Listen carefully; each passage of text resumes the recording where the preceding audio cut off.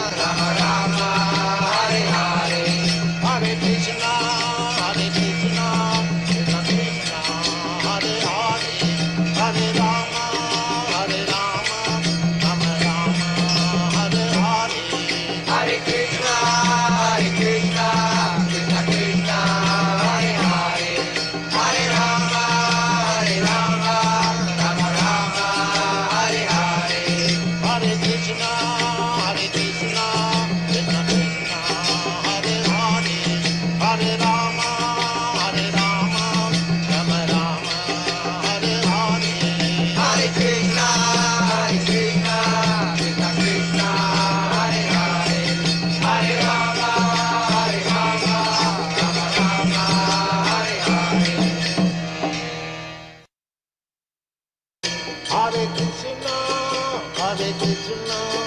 Krishna Krishna, Hare Hare, Hare Rama, Rama Rama, Hare Hare. Hare Krishna, Krishna Krishna, Hare Hare, Hare Rama, Rama Rama, Hare Hare. Hare Krishna, Krishna Krishna, Hare Hare, Hare Rama, Rama Rama, Hare Hare. Hare Krishna, Krishna Krishna, Hare Hare, Hare Rama, Rama Rama, Hare Hare. Hare Krishna, Krishna Krishna, Hare Hare, Hare Rama, Rama Rama, Hare Hare. Hare Krishna, Krishna Krishna, Hare Hare, Hare Rama, Rama Rama, Hare Hare. Hare Krishna, Krishna Krishna, Hare Hare, Hare Rama, Rama Rama, Hare Hare. Hare Krishna, Krishna Krishna, Hare Hare, Hare Rama, Rama Rama, Hare Hare. Hare Krishna, Krishna Krishna, Hare Hare, Hare Rama, Rama Rama, Hare Hare. Hare Krishna, Krishna Krishna, Hare Hare, Hare Rama, Rama Rama, Hare Hare. Hare Krishna, Krishna Krishna, Hare Hare, Hare Rama, Rama Rama, Hare Hare. Hare Krishna, Krishna Krishna, Hare Hare, Hare Rama, Rama Rama, Hare Hare. Hare Krishna, Krishna Krishna, Hare Hare, Hare Rama, Rama Rama, Hare Hare.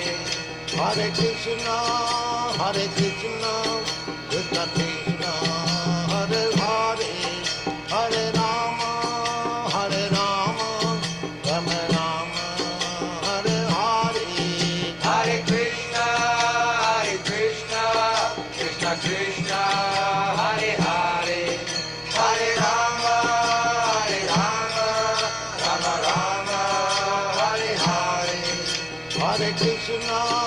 Hare Krishna, Krishna Krishna, Hare Hare, Hare Rama,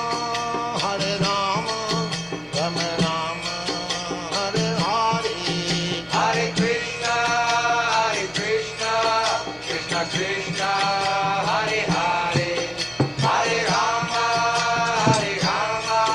Rama Rama, Hare Hare.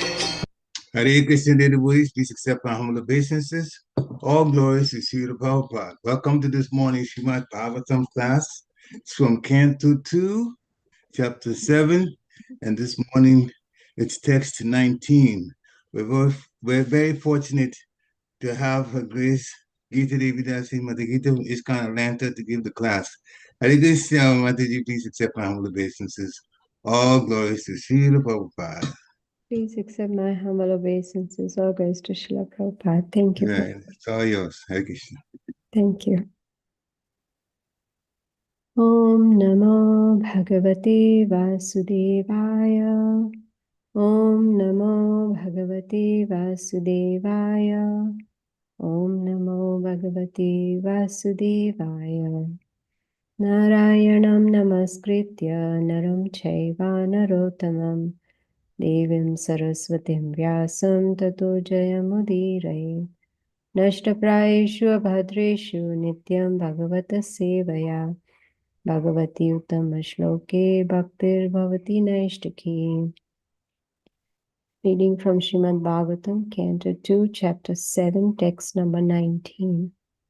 Tubhyaṁ ca Nārada bhṛśaṁ bhagavān vivṛddha bhāvena sādhu parituṣṭa uvāca yogam jñānaṁ ca bhagavatam ātma-satattva-dīpaṁ yad vāsudeva-śaraṇā vidur añjasaiva. Tubhyaṁ, unto you, cha, also, Nārada, O Nārada, bhṛśaṁ, very nicely, bhagavān, the personality of Godhead, vivṛddha, developed, bhāvena, by transcendental love, sādhu, your goodness, parituṣṭa, being satisfied, uvāca, described, yogam, service, jñānaṁ, knowledge, cha, also, bhagavatam, the science of God and his devotional service, atma, the self, sat-tattva, with all details, dīpaṁ, just like the light in the darkness, yat, that which, vāsudeva-śaraṇā, those who are souls surrendered unto Lord Vāsudeva,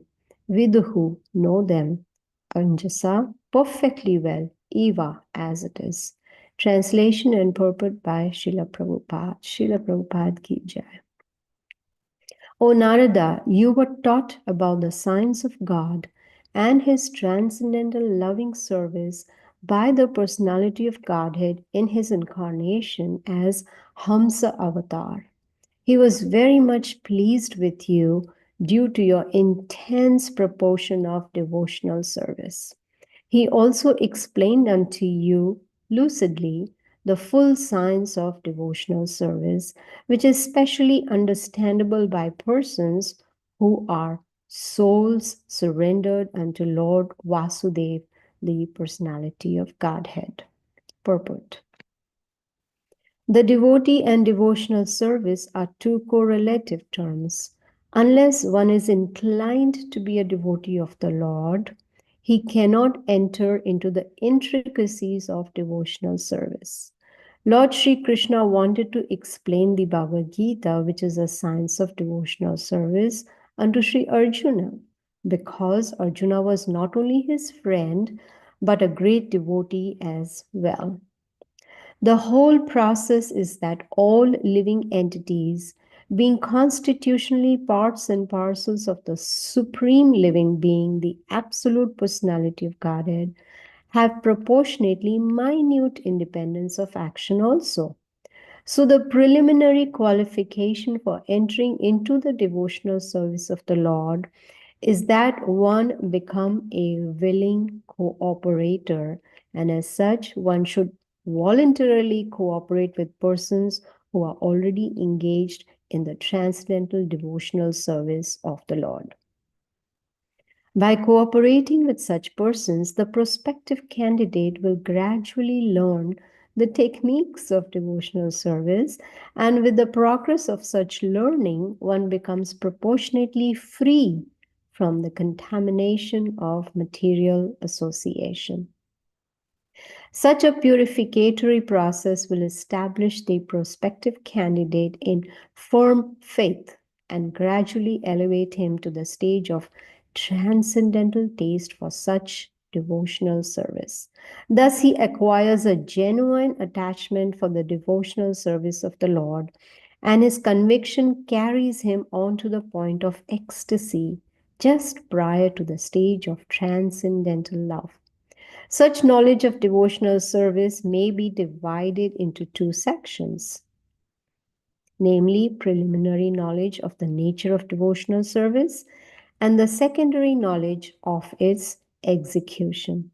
Bhagavatam is in relation with the personality of Godhead, his beauty, fame, opulence, dignity, attraction, and transcendental qualities which attract one towards him for exchanges of love and affection. There's a natural affinity of the living being for the loving service of the Lord.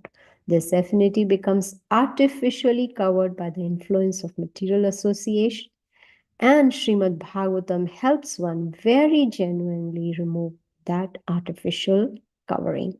Therefore, it is particularly mentioned herein that Srimad Bhagavatam acts like the lamp of transcendental knowledge. These two sections of transcendental knowledge in devotional service become revealed to a person who is a soul surrendered unto Vāsudeva, as it is said in the Bhagavad Gita, chapter 7, text 19. Such a great soul, fully surrendered unto the lotus feet of Vāsudeva, is very, very rare. Om Ajnana-timirandasya Jnananjana-shalakaya Chakshurunmilitam Yena Tasmai Shri Gurave Namaha. The verse once again. O Nārada, you were taught about the science of God and his transcendental loving service by the personality of Godhead in his incarnation of Haṁsāvatāra. He was very much pleased with you due to your intense proportion of devotional service. He also explained unto you lucidly the full science of devotional service, which is specially understandable by persons who are souls surrendered unto Lord Vāsudeva, the personality of Godhead. Very powerful verse. Today we are learning about Haṁsāvatāra, how Lord Krishna incarnated as Haṁsa. Haṁsa means swan. So different incarnations are described in this chapter. And the verse that we have today, number 19, talks about Haṁsāvatāra. And in this incarnation as Haṁsa, the Supreme Lord instructed Nārada Muni. And Lord Brahma recognized that the Supreme Lord has appeared as Haṁsāvatāra. Srila Prabhupada explains that there are 4 yugas, and each yuga has a dharma. We have heard this very famous verse, Krite yadhyayato Vishnum tretayam yajatomake dvapare paricharyam kalautad hari kirtana. So, the process of execution of devotional service in Satya Yuga was meditation. And this was established by the Supreme Lord himself as the Haṁsāvatāra. And we know that Haṁsa means swan, and swan is white. That is the complexion of the Lord, white. And this Shveta avatar is Haṁsāvatāra. Srila Prabhupada has mentioned in his purports that this avatar is a brahmachari, which means not married. And he has 4 hands. His complexion is white, and he administers knowledge. You see, in the form of meditation to all the sages. And he's not different from Nara-Narayan Rishi. In the Chaitanya Charitamrita, it is said that this white form of Haṁsa, the Supreme Lord Haṁsāvatāra, is the Yuga avatar in Satya Yuga. And he is non-different from Kapila Muni, the son of Kardama Muni. Of course, the Supreme Lord appears in different forms, in different kalpas in Satya Yuga. So some kalpa, he is Nara-Narayan Rishi. In some, he is Kapila, also as Haṁsa. And this Haṁsa avatar is also known as Suparna, which means beautifully winged. You see, the swan has wings, right? So it's beautifully, winged. So he's also called Suparna. Now, Lord Brahma in this verse is making a point, which, of course, Srila Prabhupada elaborates. And Lord Brahma is telling to his son Narad Muni that Haṁsāvatāra was very pleased with you. That should be our goal in Bhakti Yoga. When we are performing devotional service, our goal should be to please our spiritual master, and then Krishna is automatically pleased. So the goal should be very, very clear, and the devotee or the disciple should endeavor to reach that goal. How can I please my spiritual master? So here, Fortunately, Haṁsāvatāra is very pleased with Narad Muni. And what is the reason? Not because Narad Muni can sing nicely or travel from here to there or plays his veena very nicely. No, it's because of his intense devotional service. Sometimes devotees take up devotional service very casually, very lightly. Oh, when I have time, I will chant. When I have time, I will read, etc., etc. No. Devotional service is given to only very fortunate souls. Right? Bahunam janmanam ante. After many, many births, we get the opportunity to do bhakti yoga. And when we get this opportunity, intelligent devotee will take it up very seriously, just like Narad Muni. Intense devotional service. What does that mean? Complete focus. No one can change the determination or the faith of such a devotee. And Brahma is saying that he explained full science of devotional service. And this full science of devotional service can be understood only, very important word, only if one is surrendered. Now, what does it mean, surrendered? It means following the instructions of Guru and Krishna. Only then, you see, it's not that we can open the Bhagavad Gita, read it and understand it. No, it's a secret, supreme secret. We may be able to read it, but not really understand it and realize it. So Lord Krishna appearing as Haṁsāvatāra, he established the science of devotional service.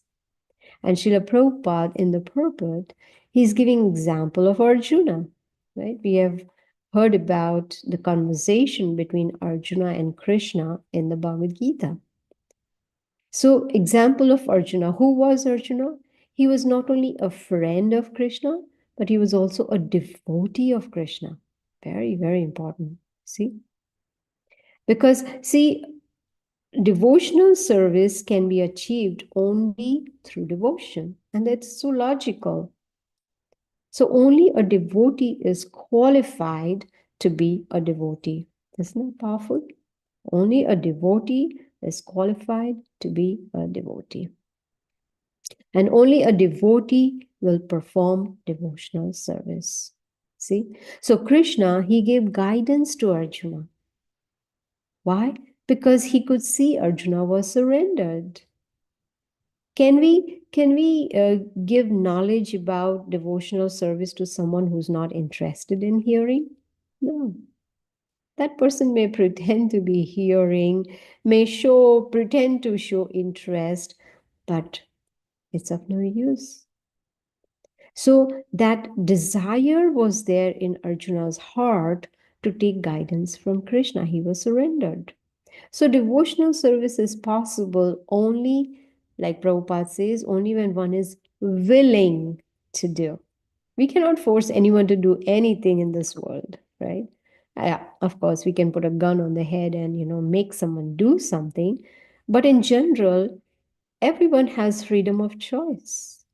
They may hear, they may get the knowledge, but then at the end of the day, they have to decide, make an intelligent choice. What do I want to do? So unless one is willing to perform devotional service, how can one develop any devotion? How can one even try to perform devotional service if there is no willingness? There has to be cooperation, right? Choice is there. So depends if we take that choice or we don't. Like Prabhupada talks about minute independence. He's talked about this so many times. That minute independence that we have, are we going to use our intelligence and use it wisely or misuse our freedom of choice? So devotional service is voluntary.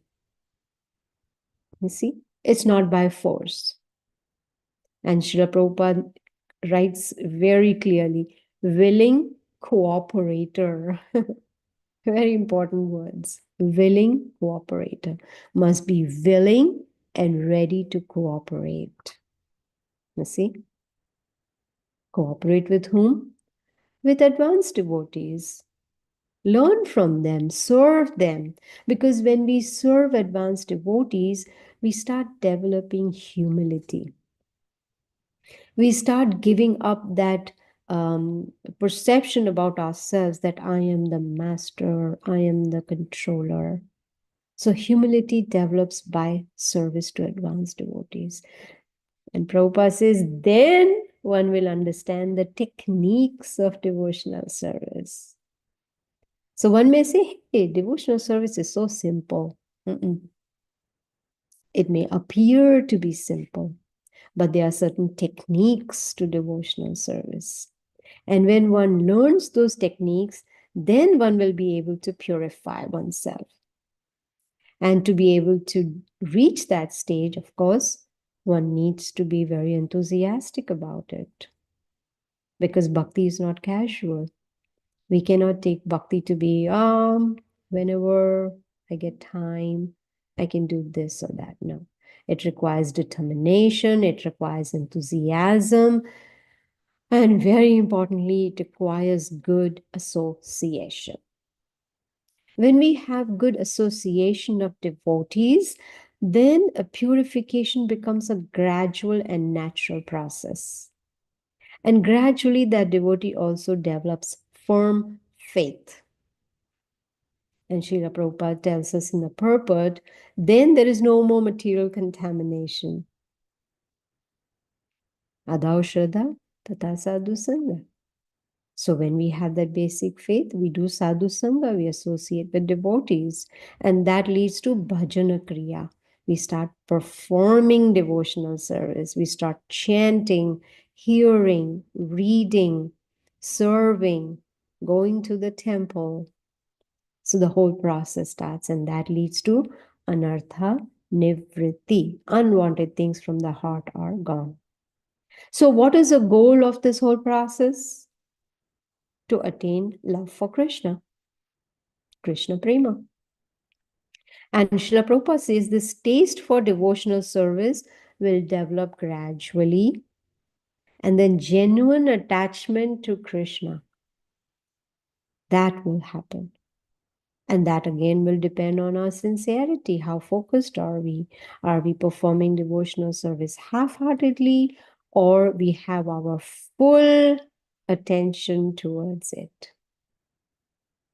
In the purpose, Srila Prabhupada talks about two sections of devotional service. Preliminary knowledge of devotional service, and the secondary knowledge is its execution. What's the point of taking on knowledge and more knowledge and more knowledge and more knowledge, but there's no execution? Then it just remains theory. There's no realization, no self-realization. You see, the best part of this spiritual science of devotional service is it's based on knowledge, not blind faith. It's not someone said, so we do it. No. We need to understand what are we doing and why are we doing. See? Then, when we start sincerely progressing on the path of devotional service, then that love which is dormant in our hearts, that love for the Supreme Lord, will start to shine. See, because of material contamination, we have forgotten who we are, we've forgotten who is God, we've forgotten what is the purpose of human form of life, we've forgotten everything. All we are interested in is, I am this body and how to enjoy this body. That is contamination. But the scriptures are given to us by the Lord. Krishna has given us a spiritual master. He's given us devotees who can help us to understand. And Srimad Bhagavatam helps us to remove this artificial covering that we have, which is called the conditioning. You see? We may try to hear, to chant, to read, to associate, to follow the instructions, but unless we have the mercy of Guru and Krishna, how can we progress? You see? Then knowledge will just remain theory.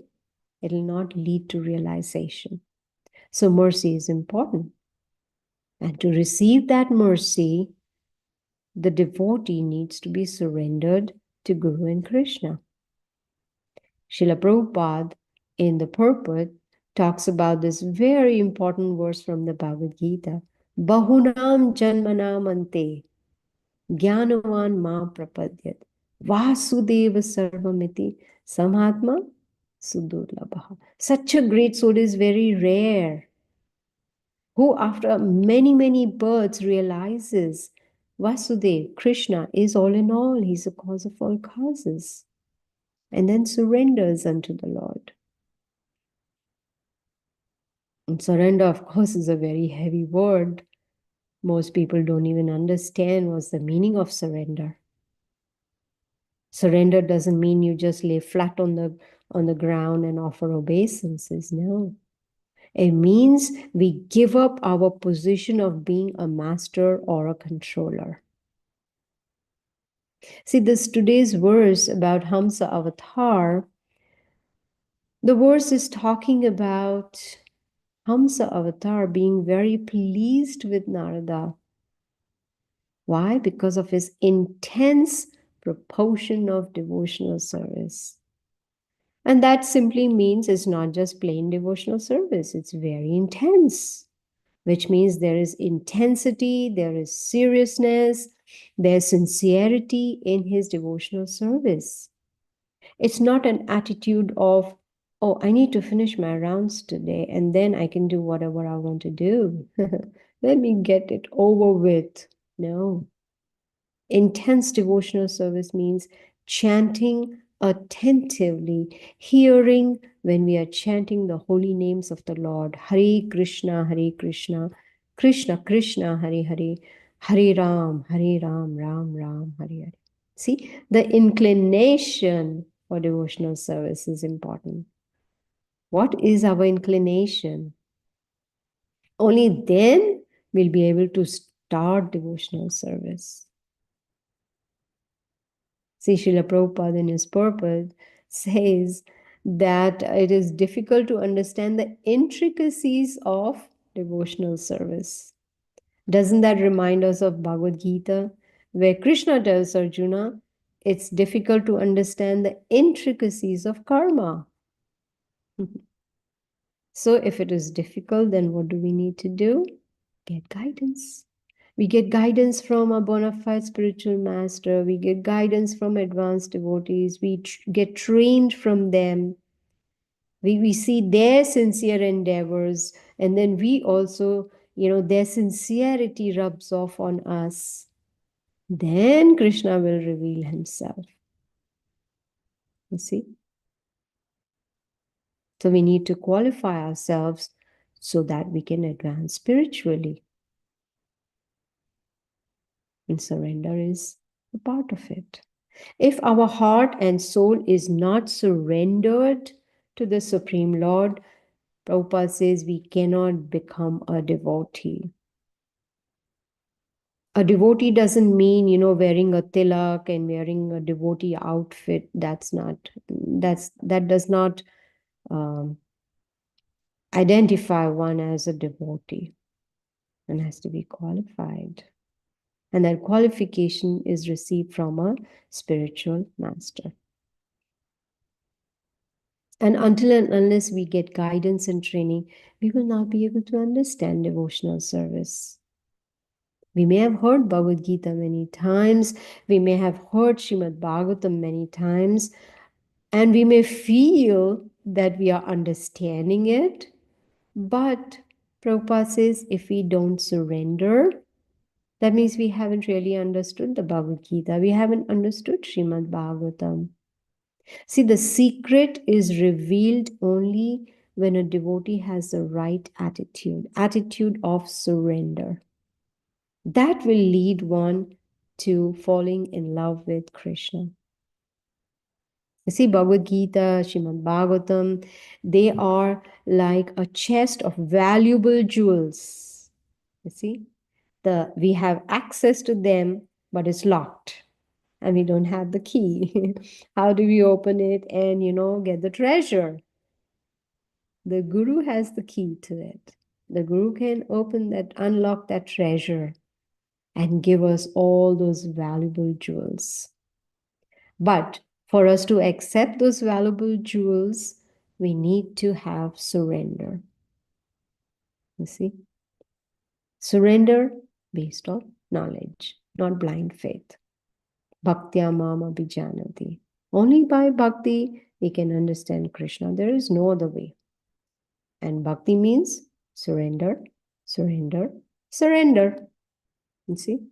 Bhaktivinoda Thakur, he has mentioned that the most important quality of a devotee is to take shelter of only Krishna.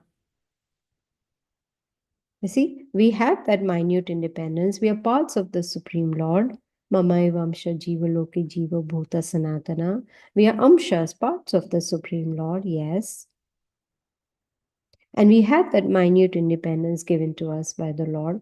What do we do with that independence? We can decide what do we want to do.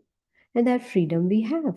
So there are only two things. There are two options. Either we go up or we fall down. We go to the spiritual world or we come back into this material world. And it's only our minute independence will decide whether we go up or we go down. We look towards Krishna or we look away from Krishna. We act with Krishna in the center of all our activities, or we keep ourselves as the center of our activities. We accept Krishna as the source of everything, or we accept this body as a supreme enjoyer. Choice is ours. Very, very simple. That is our independence. In fact, there is a lot more knowledge about Haṁsāvatāra in the 11th canto of Srimad Bhagavatam. 11th canto, chapter 13, verse 23 especially, where we see that there is Brahmaji present, there's Haṁsāvatāra, there are 4 Kumaras, and Haṁsāvatāra, who is the Supreme Personality of Godhead himself in the form of a beautiful swan, and Brahmaji is sitting in the audience, and the Kumaras, the 4 Kumaras, are asking questions to Haṁsāvatāra. And Haṁsāvatāra is giving knowledge to the 4 Kumaras. And that portion is called Hamsa Gita. It's a song of Haṁsāvatāra. And Prabhupada says from there starts the Kumara Sampradaya.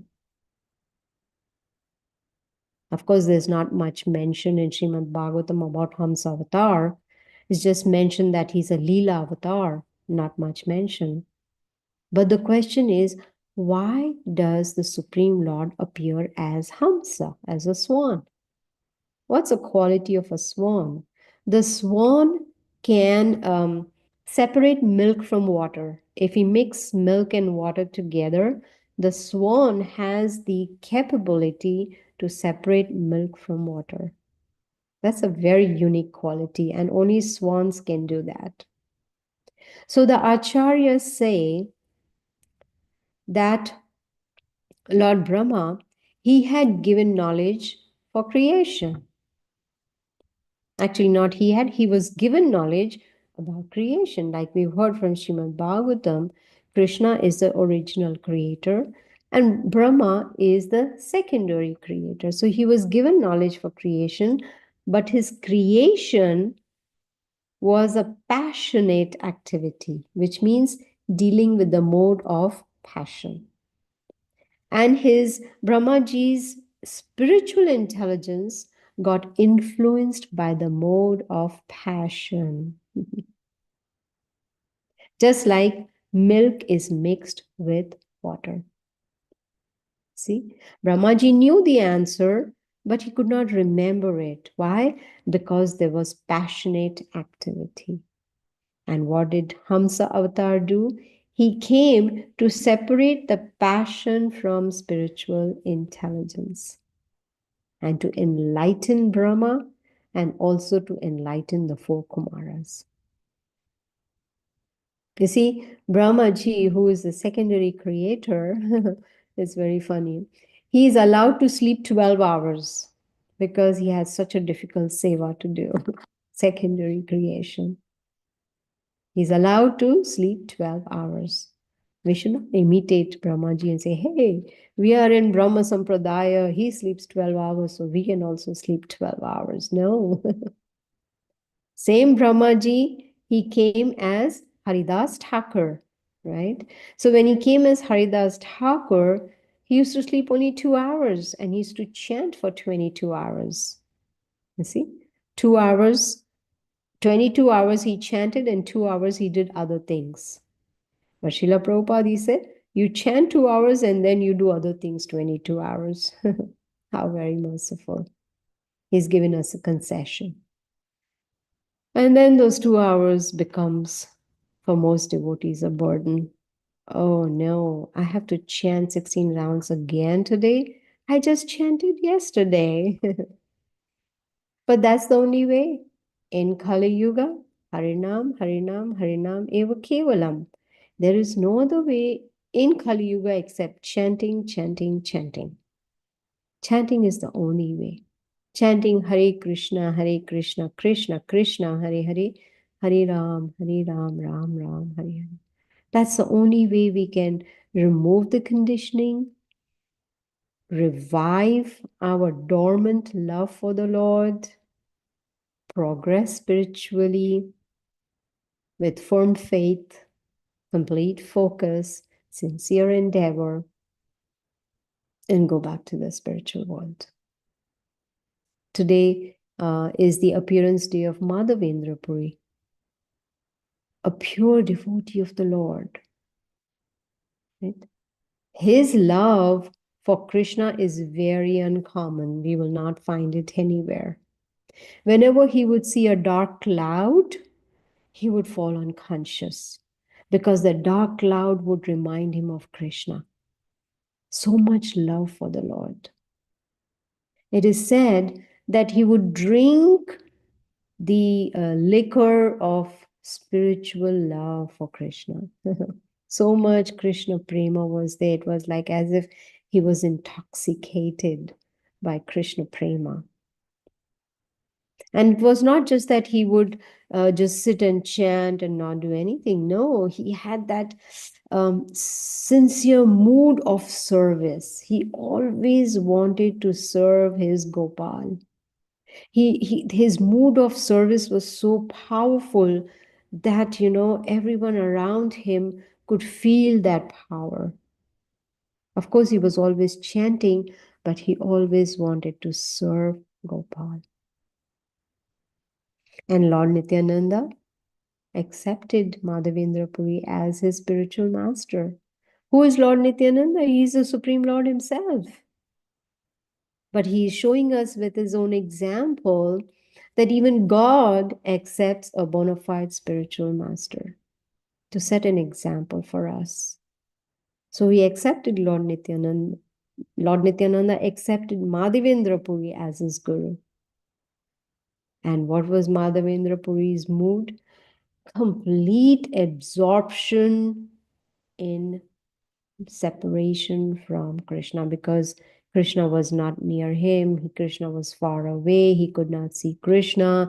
He was thinking about Krishna all the time, and that mood of separation was very strong. So he was completely absorbed in that. It is said that he had many disciples like Advaita Acharya, Lord Nityananda, Ishvara Puri. A perfect example of a pure devotee. As I mentioned, his love is very, very uncommon. Such deep absorption in Krishna prema. So today being his appearance day, we can pray to Madhavendra Puri to help us get the same mood of service, to get that same absorption in love for Krishna. We can pray to him on this auspicious day of his appearance. Today is also the appearance of Srinivasacharya. Srinivasacharya, his parents Gangadhar and Lakshmi Priya, we can say they were a perfect example of parents. Why?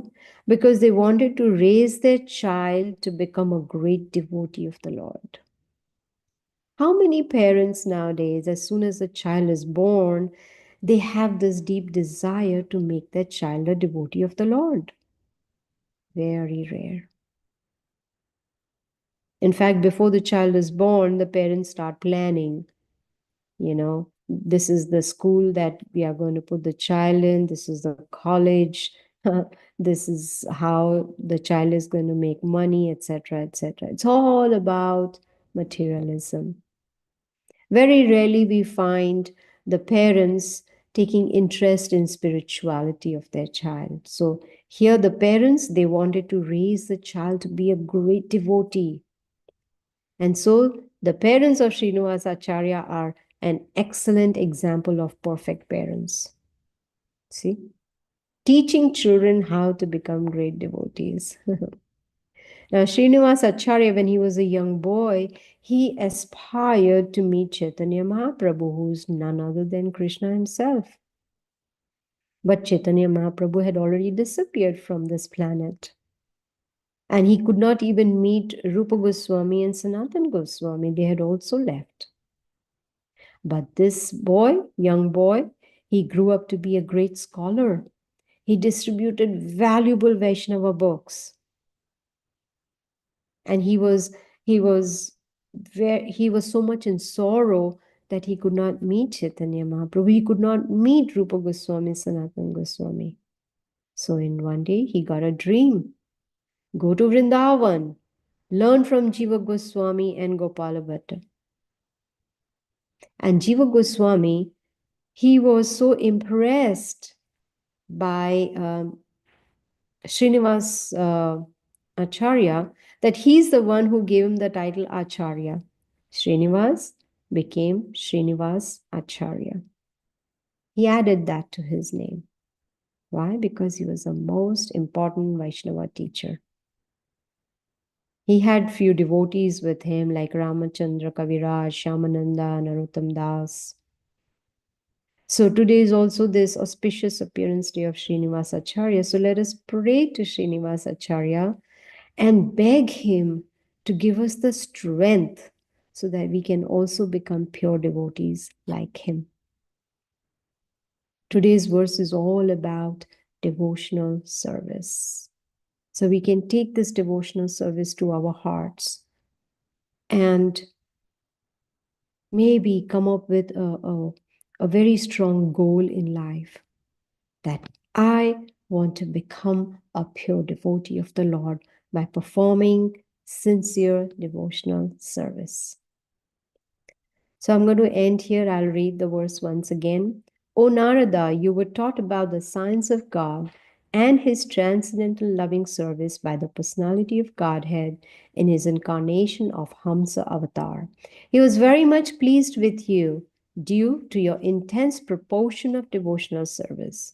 He also explained unto you lucidly the full science of devotional service, which is specially understandable by persons who are souls surrendered unto Lord Vāsudeva, the personality of Godhead. So I'll end here. Thank you. Hare Krishna.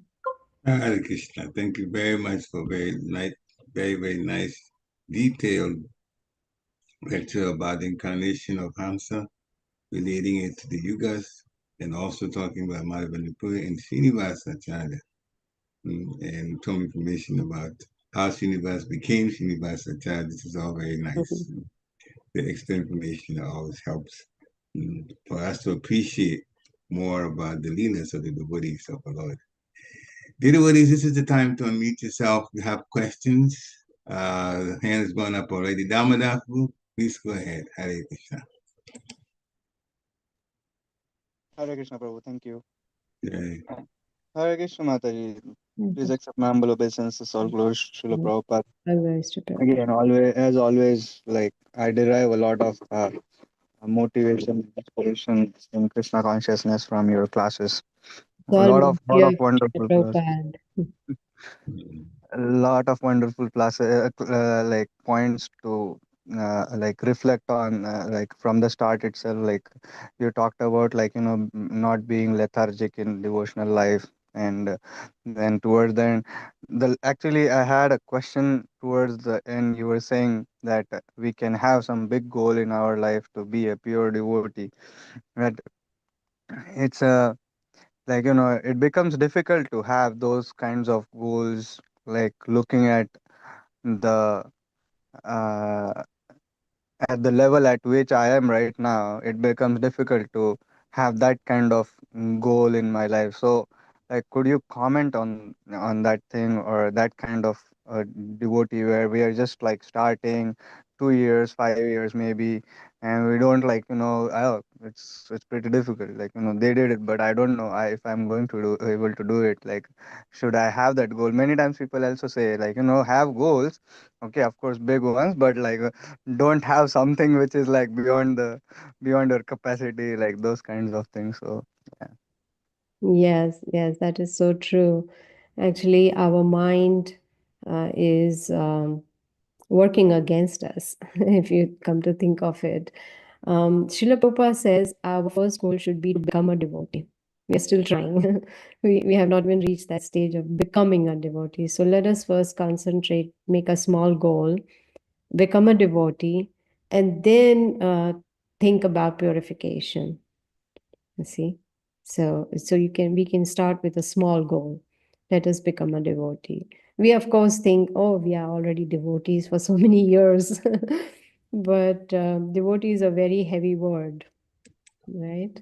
So our devotion that we have is not you can say pure, not focused, and not a sincere one.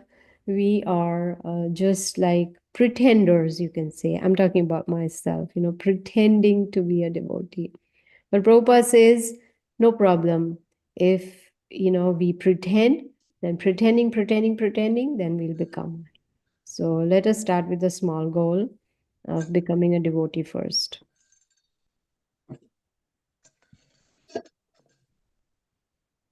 Hare Krishna. Okay. I hope that's clear to you, Damodar. Thank you, Mataji. Hare Krishna. Hare Krishna. Okay.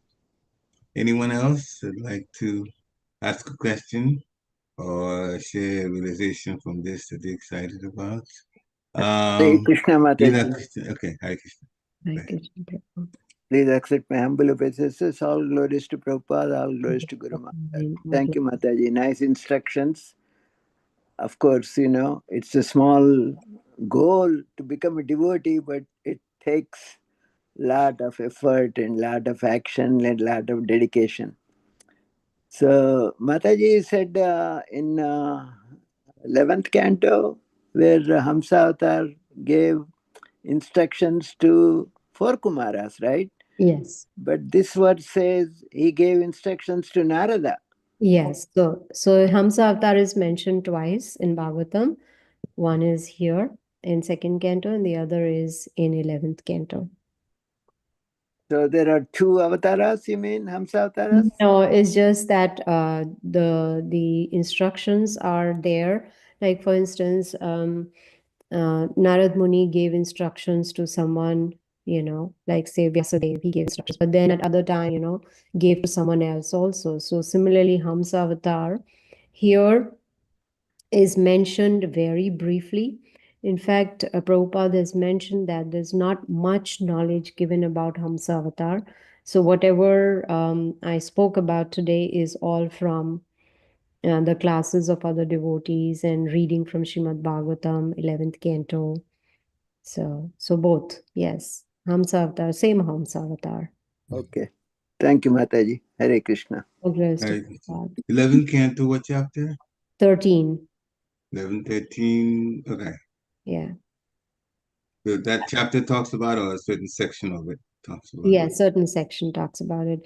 I remember reading verse 23. Okay. Yeah. 11, 13, 23. Okay. Yeah. Right. Thank you very much. Mhm. Hare Krishna, Gita ji, Dandavat Pranam. Krishna. Nice to see you, Gita ji, and thanks for nice lecture. Okay. Always new things comes up, Mhm. and Haṁsāvatāris are all not. There is no violence or killing or anything. Just taking the knowledge. Yes. So that's very beautiful, Gita ji. We That's like to. true. That's They are there, right, Gita ji? There is not too many swans we don't see. true. So, Kali Yuga. yeah, it's because it's beautiful bird, just like peacock.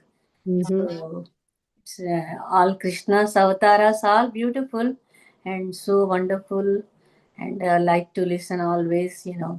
Every time listen something. You listen, get some new points. Yes. Nice, Gita ji. Thank you very much, Gita ji.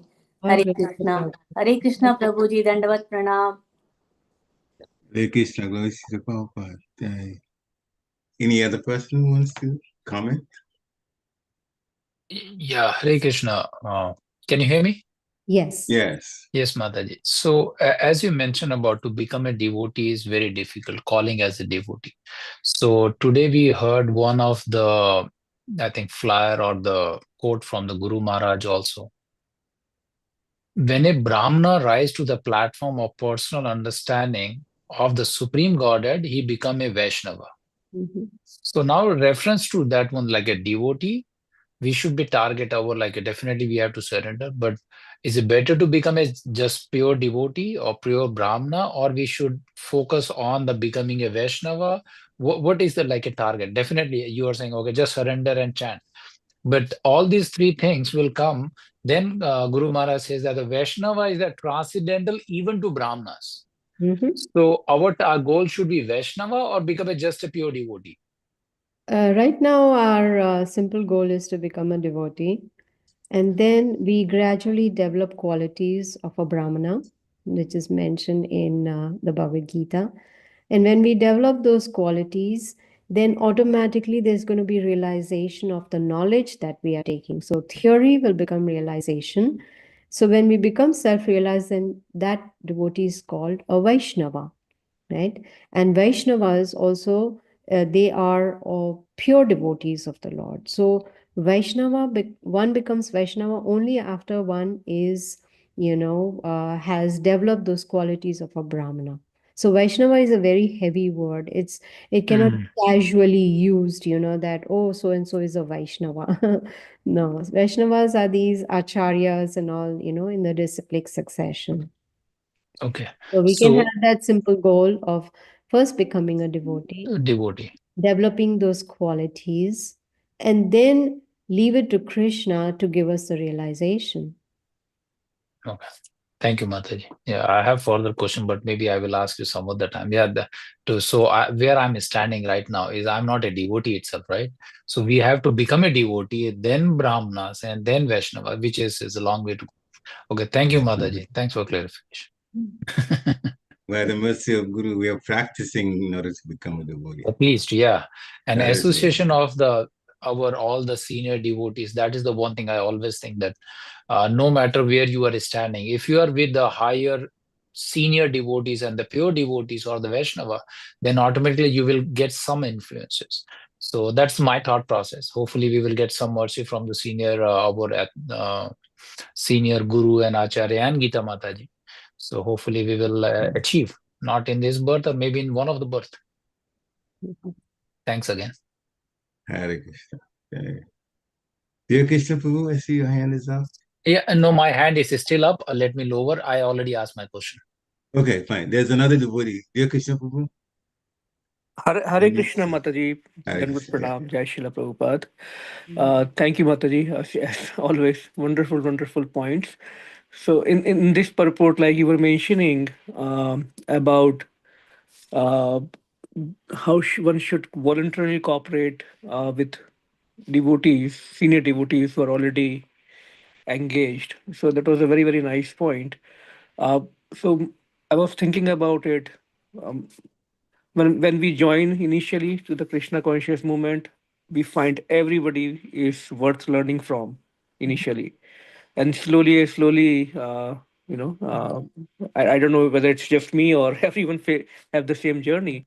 Then we start questioning who is worth learning from, and that's a very valid question because we should be very careful about it. So even in the group of devotees or society of devotees, obviously anyone who is practicing Krishna consciousness is very respectful, no doubt. But when it comes to my advancement, how should I, should be my checklist to find who should be I learning from?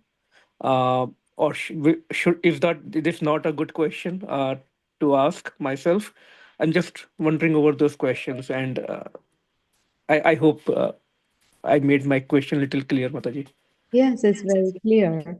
So, what I have learned from my personal experience is never to judge anybody because we are not an authority to judge what is the level of devotion of such and such devotee. So, instead of taking a, what is that called? Magnifying glass and looking, oh, this devotee, I think this is senior. Oh, I think this one is not senior. That itself is, according to me, a not a good way to go around. We can always learn something from everybody, from all devotees. We can learn, oh, this devotee sings so beautifully with so much devotion, and so look, this one is washing the dishes so sincerely, so clean. And so we can learn from each devotee. And best thing would be to magnify the good qualities of other devotees and magnify our own faults. So one can never go wrong in devotee association. That's the best part of it. So when we associate with devotees, they thought about whether this is senior or junior should not pop into our heads at all. Devotee is a devotee. We just associate with them. So I hope that helps. Absolutely, Mataji. Very beautifully explained. So on the second part of that, then uh, of course we should not judge, and we should always learn from others. When it comes to my advancement, what should I look for? And of course, don't need to broadcast it to anybody, but internally, what qualities should I look for so that I can take the shelter of that senior devotee? Yes, so actions speak louder than words. So when we see the actions of the devotees, we can understand the level of devotion. Do they have are they talking about Krishna all the time? Do they have good knowledge of the scriptures? What is their behavior like? I remember. I used to, no, I'll never forget about it. You will talk about it. Let's be heavy. So the behavior should be the same inside out, in the sense, what you are at home, you are outside, kind of, not that you're very soft spoken in front of others, but at home you're like a lion screaming. And so we learn from all the devotees. And while talking to you, I forgot what your question was. Sorry about that. What were you asking, Yeah, Prabhu? I was just trying to find the qualities or features I should look when I'm trying to take shelter of senior devotee. Yes. Are they always talking about Krishna? You see, that is point number one. Or are they interested in engaging in conversations about politics and financial status, etc., etc.? Or so what is we would like to associate with those devotees who are reminding us of Krishna. You see, their conversations remind us about devotional service. So we can look for that. And there's no harm in associating with devotees who talk other things besides Krishna, but then we can always dovetail. If someone is talking about politics, then turn it around and bring it to Krishna, topic of Krishna, kind of, so we can help each other like this. But the person who is always talking about Krishna, we know is good association. Thank you, Mother. Thank you so much. Hare Krishna. All glories to Prabhupada. Hare Krishna. Jai. Thank you very much. And the person who's also advanced is very, very careful not to offend other devotees. Oh, yes. Oh, That point is very bad. much. True. Hare Krishna. Any other points? Any other questions? Any other realizations that devotees would like to share? Hare Krishna, Mother Gita. Please accept my humble obeisance for Sri Prabhupada. Thank you for such a wonderful food for thought process, Mother Gita. Very, very, very powerful points. When you were answering Dear Krishna's question, I was reminded of a famous quote by our dear Balabhadra Prabhu, where he says, example is better than precept. He repeats that over and over and over again, you know, how example is so much important than just the precept. So, you know, and I remember in almost many of his classes, he would always speak that if the person is walking what they're talking, then that's who you want to be. And I remember, Mother, there was one, I'm trying to think where I heard this from. It was a few years ago. And one devotee was giving this class. I don't know who it was, but I remember the point that he made. He said that when we see a devotee mopping the floor is always clean, so clean, like spotless clean, and he's always focused in keeping the floor clean. And the speaker said, we have to ask ourselves, you know what? I want to be a friend of this devotee so I can keep the floor of Krishna's house always clean. So I remember that last time that, you know, that he was saying, you know, because sometimes, you know, like you were saying, Mother, no, politics, money, status, and this and that. But this devotee is saying is we have to follow and see, you know, this devotee is always washing the pots, whether it's his turn or not. Let me be his friend. You know, this devotee is always inspiring me. Let me be his friend or her, whatever it is, you know, his or her. But I was remembering how Balabhadra Prabhu was always speaking is, you know, we want to follow those who are setting the example, walking the talk. But he says examples are better than precept. So I wanted to share Balabhadra Prabhu's point, Mother. And one point, Mother, that you spoke that really had me thinking, you know, when you said, you know, how many parents today, when the child is born, and they think, do I want them to be a devotee or let me plan their career? You know? And it's so true, Mother. It's so true. You know, as soon as the child is born, you know, then we start planning about, you know, how many years this and this daycare and this school and this degree. But we never think, we don't put that much effort in I shouldn't say making, but helping them to become a devotee of the Lord, to have the taste. That's such a very strong point, Mother Gita. And it's really sad. It's really sad that parents don't think that way. They just, you know, and I think it's because they think that the child is their property. I don't know what it is, but I was just, but you had me thinking. You really had me thinking, Mother. Thank you. All glories to Prabhupada. In fact, I was listening to Vaisheshika Prabhu, and he was talking about cleanliness, you know, like you talked about the clean floor. And Srila Prabhupada always talked about cleanliness and punctuality, very important in deity worship. So our homes where we are chanting, worshipping the Lord, etc., is a temple. So we need to keep it very clean. So Vaisheshika Prabhu was saying that cleanliness plays a very important role in our spiritual lives.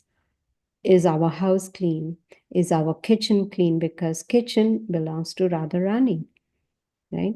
So the cleanliness is because until and unless we keep outside clean, how can we do inside cleaning? So cleanliness, you know, he was saying that we should always put back things where they belong after use. So we use something, then put it back where it belongs instead of just throwing it anywhere in the house, right? Walk in and throw shoes one place, socks another place. No. Keep everything clean, neat, because it is a house of Krishna. It belongs to Krishna. So I just remember that, hearing that from Vaisheshika Prabhu.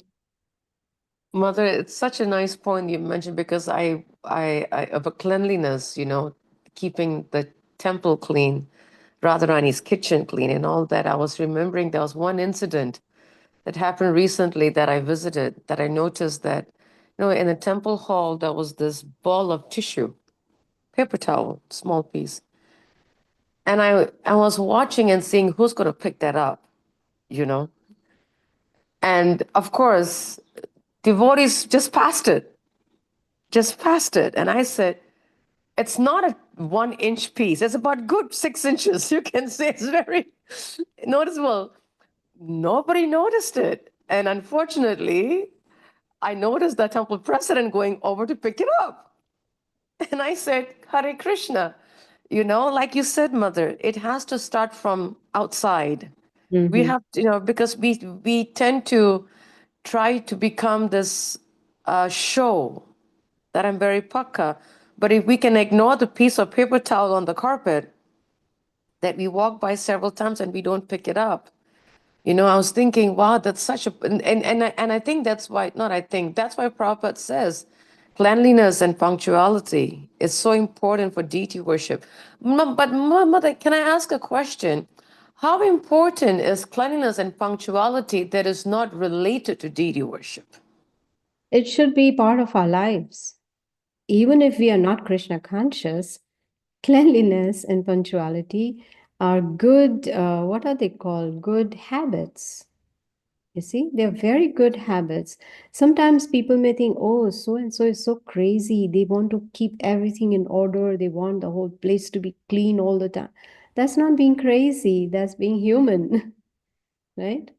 Cleanliness, it helps us to even stay healthy, right? So cleanliness, even if you're not Krishna conscious, is a very good habit. And punctuality, yes, because time is Krishna. You cannot waste even a moment. So punctuality, these are good qualities to have, even if you're not devotees. It's just basic devotee qualities. I think cleanliness is one of the 26 qualities of a devotee written by Prabhupada, right, Mother? Yeah. Socham. Yeah. Socham, yes. It's a quality of a Brahmana too. Yes. And it doesn't take too long to put things in order. It doesn't. See, once we clean everything and keep everything in order, then it becomes very easy. Then whatever we take, we put it back in its own place, and then there's no more mess. It also affects the consciousness in a very positive way. Yes, it does. And when I go to places where things are not in place, I feel like putting them in place. Mother, I know that feeling. Me too. Yeah, it affects I'm restraining myself. Yes, but then I have to stop myself because it's not my place to do that. Thank you, Mother, for stressing the point, because I think, yes, and thank you for stressing the point that punctuality and cleanliness is just as important in a devotee's life as it is in deity worship. Thank you, Mother. So, pardon me for saying this, but what we could do, it's just a suggestion. I mean, you're very welcome not to take it, but I'm apologizing in advance to say this, but maybe you can start the class at 8 o'clock and not wait. I knew you were going to say that. Not wait for others to come. Those who are serious I knew you will were come going to say before that. 8. I'm glad you're announcing that. You're going to say that. Sorry about that. What has been happening, I've been waiting. 7 people, 8 people, 9 No, that's people, okay. 10. That's okay. Even if just one person, this Started anyway? Yes, it's because it's for our purification. It's not, it's our own purification. It's funny, I go sorry for bringing it up, but no, please don't apologize. Because I'm connected with Philadelphia and we always start on time. Every time, no the bhagavatam classes.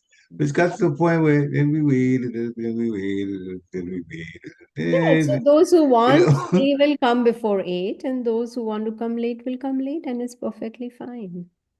Okay, Hare Krishna. So you heard it, devotees. And also, I think, Mata Gita, if I can throw a wrench in there, please forgive me in advance, that those who come on time, they will get the full nectar. Those who come late, they will miss a little bit of the nectar. And that's what's going on. That shows the punctuality and the seriousness, you know. So if we are just following Srila Prabhupada talks about this so many times, you know, punctuality and cleanliness. So he said it a couple of times, and I, for one, just gave up. Said, and I feel bad that if I start early, then they miss some of the things. You know, when I was in the economy, I didn't even like to go to a movies. The movie starts before I get there because I don't even understand the plot. You know? And that's commie life. Okay, so now you put it out. But some weeks back I did, and I just kept quiet. But now, hopefully, we'll get back to it. Just like everybody, you know, likes to reach office on time because that's discipline, right? So reach office on time, or if we have a meeting, business meeting, we want to be on time. So here there is a meeting with Krishna. We are reading about him. So okay. Thank you very much for bringing it up. So we all now have heard. We'll try to do our very best. Once again, my apologies for bringing it up. It's good. Mother, I dear Krishna Prabhu had a question. I think go ahead. Hare Krishna. No, I think I pulled my hand down because already that topic got discussed about punctuality. Even if Gita Mataji was apologizing, but even if she was not going to bring it up, I was going to share that. Left like we go to office or try to go to office on time. But especially, I mean, in our movement, I always see devotees taking it for granted, not coming on time, no matter what you try. But if it's a party or social get together or picnic, always they will be seen on time, absolutely without fail. So that's a little touchy point for me, very sensitive point for me. So I wanted to express it. I will tell you an experience that happened recently, not recently, a few months ago. The temple president was going out of town and he asked me to be in charge of a festival. And so everything, you know, crazy mind of mine, everything has to be on time. So I had already told the speaker, at this time, the conch will blow. This is the time you end the class. And of course, you know, we get carried away when we are talking about Krishna, you know, especially his pastimes, and it's a festival day. And so it wouldn't stop at the dot. And so I asked the pujari, go out and blow the conch shell and open the curtains and start the arti, you know, because Krishna is not going to wait for us to finish our class. If the arti is at 7, it is at 7. It's punctuality. So fortunately, I didn't get any backlash from that, but blow the But I really like your advice, Mataji, to if we have set up time, we start and finish on time. And that's what we are trying to follow in our local program with an error margin of 15 minutes maximum. And at least that is helping me to manage my time better because even my time is Krishna's time. You know? So that's a really very good advice. Thank you for that. Thank you very much. Hare Krishna. Thank you, thank you, thank you. So we all have taken the advice now, so that we don't become aparadis. Seva aparadis. It is a bona fide advice. It is seva aparadis. People don't know that it is part of it. Anyway, thank you. Mataji, very nice. Hare Krishna Mataji, Dandavat Pranam. Thank you. All glories to Prabhupada. Hare Krishna. Thank you, all the buddies. Vancha kalpatarubhasya kripa sindhuve evacha patitanam pavanebhyo vaishnavebhyo namo namaha. Srila Prabhupada ki jai. Have a nice, wonderful rest of your week in punctuality and everything else that's good for Krishna consciousness. Hare Krishna. Hare Krishna. Hare Krishna. Hare Krishna. Hare Krishna, Mataji.